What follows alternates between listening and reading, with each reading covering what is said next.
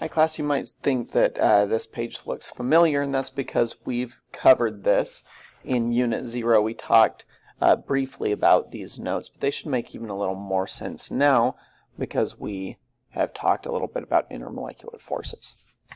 So physical versus chemical changes. There's some examples of physical changes. These aren't all of them. It's just a handful of examples. Crushing, cutting, sticking, like sticking tape to something. Boiling, condensing, freezing, melting, subliming, depositing, all of the phase changes. By the way, these last two, subliming and depositing, those you may have kind of forgotten what those mean. Subliming means going directly from solid to gas, like dry ice. And depositing is the opposite. It's going directly from the gas state of matter to the solid state of matter. Then we've got some examples of chemical changes: reacting, exploding, or having an inert property. Inert means unreactive. Probably want to know that vocab term. It means unreactive. You could also throw flammability or burning as being one of the chemical changes.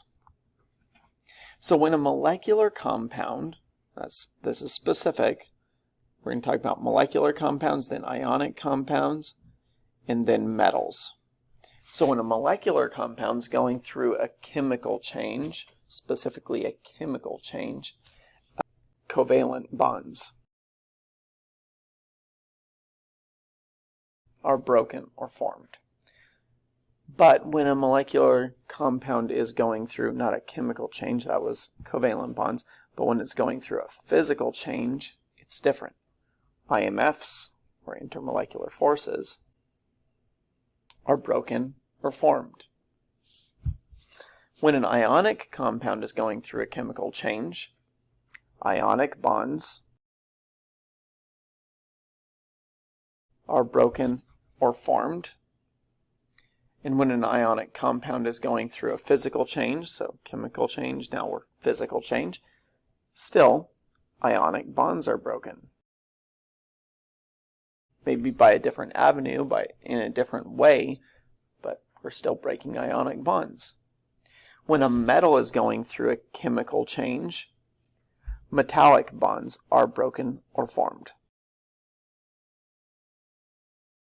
And when they're going through a physical change, when metals go through a physical change, they undergo a change in their metallic bonds, being either broken or formed. So you can see that there's a significant difference up here. This is why we talk about intermolecular forces with molecular compounds more than ionic or metallic. Because intermolecular forces are what's holding the molecules close to one another in a molecular compound. Whereas in an ionic compound or in a metal, the bonds are repeating. So there's this three-dimensional lattice structure that holds them all together. So if you're going to break off a little piece of an ionic compound or a metallic compound, you actually have to break the metallic or ionic bond. That's not the case to break off a little piece of a molecular compound. You just have to separate the intermolecular forces. You have to break the intermolecular forces, which is much easier.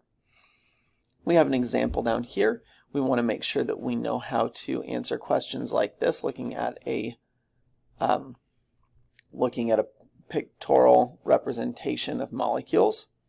This is what water looks like as a liquid. Which diagram represents when the water is broken down into hydrogen and oxygen atoms? The key word here is atoms.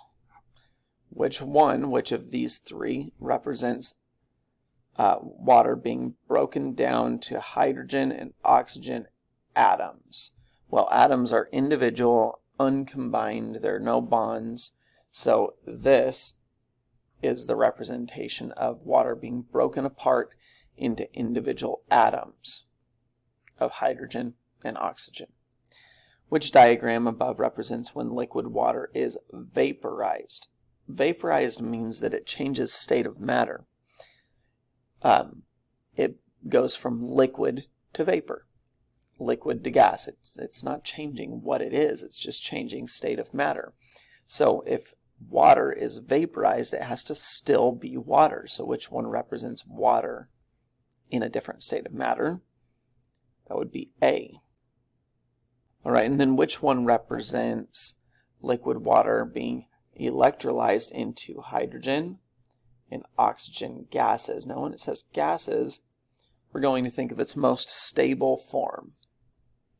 And the most stable form for hydrogen and oxygen, for both of them, because they are diatomic, would be H2 for hydrogen and O2 for oxygen. So that's why this is the best drawing of that. Then it asks us some more questions about the same concepts. Which diagram shows that IMFs are broken? IMFs being broken, that means we're not breaking the molecules apart. We're just separating them further from one another because we're breaking those intermolecular forces, the forces between molecules. Well, that would be A,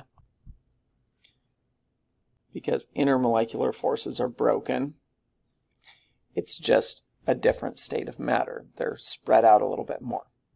Which diagram shows that covalent bonds are broken? And then the next one asks which one shows where the covalent bonds are broken and new bonds are formed. So that's the difference between the last two.